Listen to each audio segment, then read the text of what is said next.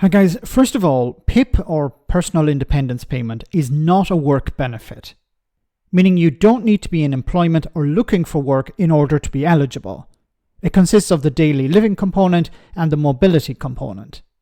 Now, if I was being very, very generous, I would say journalists who refer to this in the context of working or getting back to work are mistaken. However, no government minister, especially one linked to the Treasury, should make such a mistake. So have a listen to this. Just had the impact assessment has just dropped. Now, the average loss for someone on the personal independence payment is £4,500 a year. That's significant, Darren. I think so I've not seen the impact assessment because, as you say, it's just been published, but my understanding is what the impact assessment doesn't account for is the benefit that you get from our additional money into support for training, skills or work. So take for example, if I said to my kids, I'm going to cut your pocket money by £10 a week, but you have to go and get a Saturday job, the impact assessment on that basis would say that my kids were down £10 irrespective of how much money they get from their Saturday job.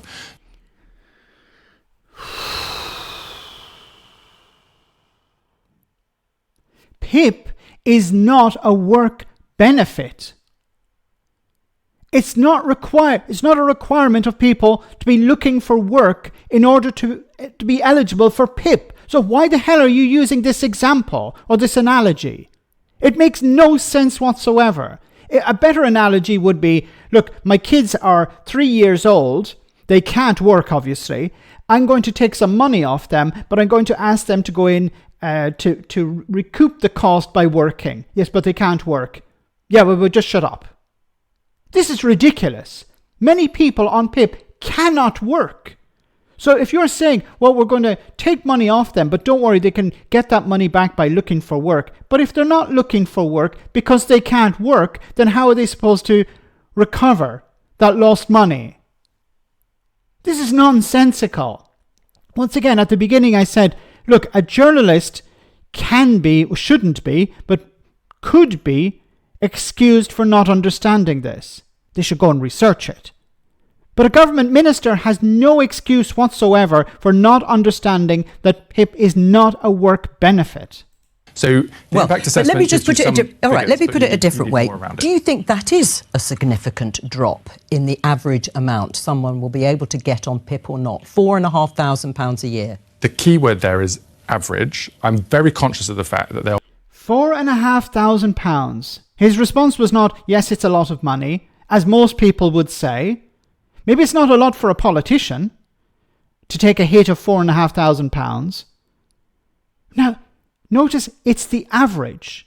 So it means that there are people who obviously are taking less of a hit, but there are also people taking more of a hit. But even if on both sides it's very little, we're still talking about some people taking a hit of £4,500 because they're no longer eligible for PIP. Because the government have changed the rules. They've decided, well, if you can clean yourself from below the waist, you're not eligible for PIP anymore. Or if you're able to dress yourself in a particular way, you're no longer eligible. If you're able to cook using a microwave, you're no longer eligible. But don't worry, it's just £4,500. There'll be people at home who do receive PIP who I don't want to be unduly worried by an average figure. The key point is that they will be seen by a clinician. The clinician, a qualified clinician, will take the decision. Sorry, clinician. Why didn't he say doctor? You'll be seen by a doctor. Why clinician? Qualified clinician. What's the difference? Isn't a clinician also a qualification? But generally we use the term doctor. You'll be seen by a doctor. Why is he not using the term doctor? He's choosing his language here. It's not by mistake. Why is he using this terminology and not the general terminology of doctor? Now, maybe I'm being overly critical or cynical even, but why not use doctor? Are people not going to see doctors? decision as to whether they need the same support they've had or whether they need a different package of support, and those decisions will be taken on a case-by-case basis with those individuals' needs being taken seriously. Aren't they? A lot of people on PIP are in work.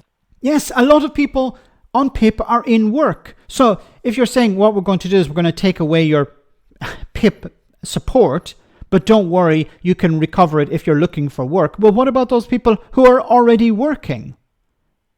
They're not looking for work because they're already in a job. So you're going to take it from people who are working, and you're going to take it away from people who can't work.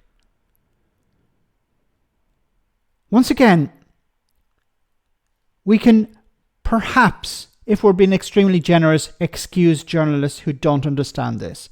But politicians have no excuse, especially those linked to the Treasury, because they're the ones making the rules. They're the ones making these decisions. And there's no justification whatsoever for taking away this support that people desperately need.